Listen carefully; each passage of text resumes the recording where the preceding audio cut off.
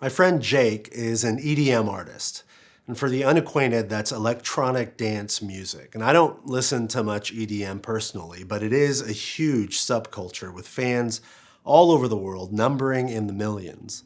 And I met Jake when he was an insecure, awkward freshman in high school. I was a youth pastor and he was a student in our ministry. It's wild to see him now touring the world, playing sellout shows in front of thousands, deafening high energy music, synchronized laser lights cutting through smoke machine fog, and the masses in a frenzy. And sadly, Jake walked away from his faith in college, but from time to time, when he's in town, he still goes to church with his family. And recently, they visited a church in our city that gathers in a local music venue.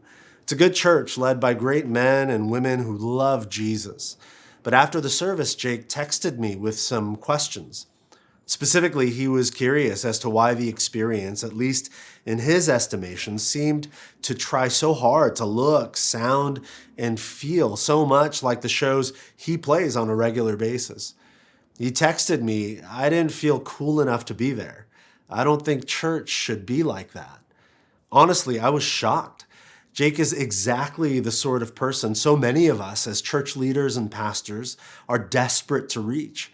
He's a young millennial bordering on Gen Z, somewhat skeptical of Christianity and religion as a whole, but still desperate for hope and meaning and purpose.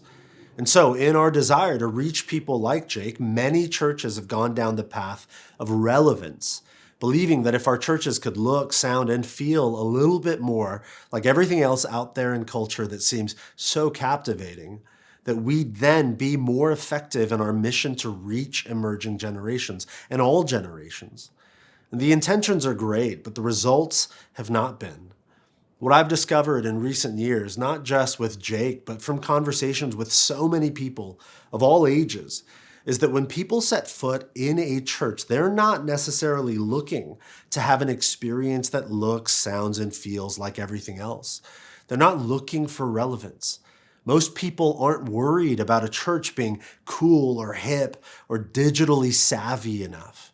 In fact, in some ways, people find that sort of red-hot pursuit of relevance off-putting.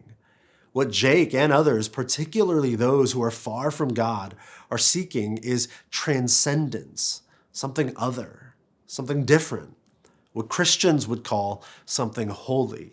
But in the digital age, we find ourselves immersed and enmeshed in the technologies of our day and their incessant allure, always pulling and tugging at us to keep up with the times, to not get left behind. There is an inherent fear baked into the idea of being too slow on anything. In a culture as fast-moving and progress-oriented as ours, falling behind is akin to falling off a cliff, a descent into irrelevance.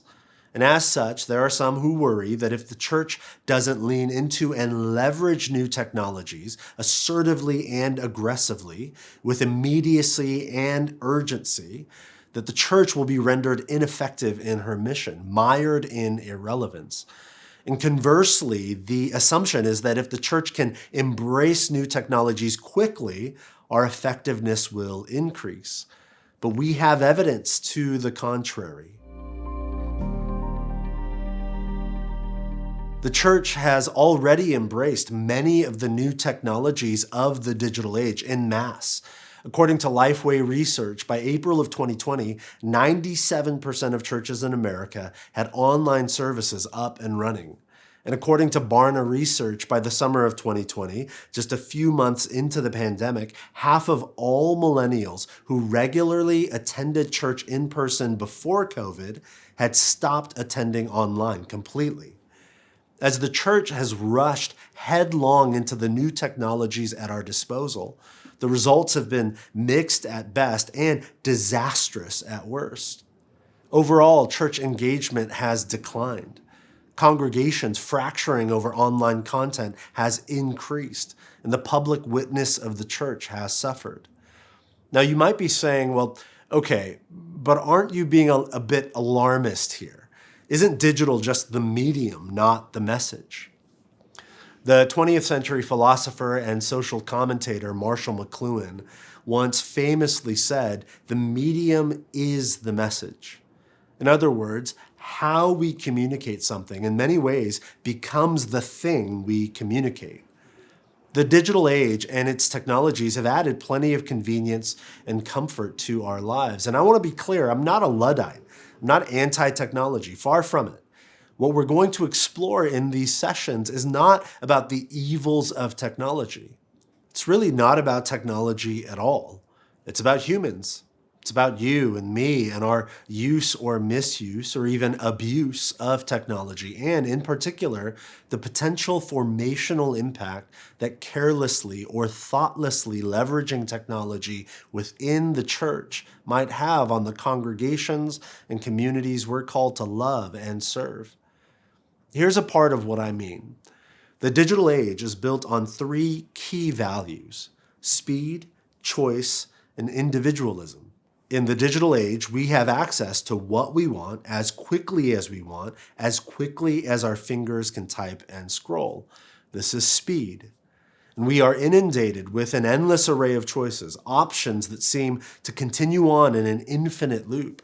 And this is choice. And our digital experiences, whether we know it or not, are highly customized and curated to suit our preferences and personalities. This is individualism. In his book, The Tech-Wise Family, Andy Crouch defines digital technology as an easy everywhere medium.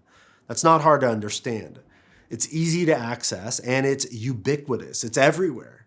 Crouch continues by saying that technology is a brilliant expression of human capacity, but anything that offers easy everywhere does nothing to actually form human capacities. Another writer, Cal Newport, gives this sobering warning. He says that when we spend significant time in what he calls a state of frenetic shallowness, we permanently reduce our capacity to perform deep work. This is about the plasticity of our brains, which is sort of a fancy way of saying that our brains are malleable.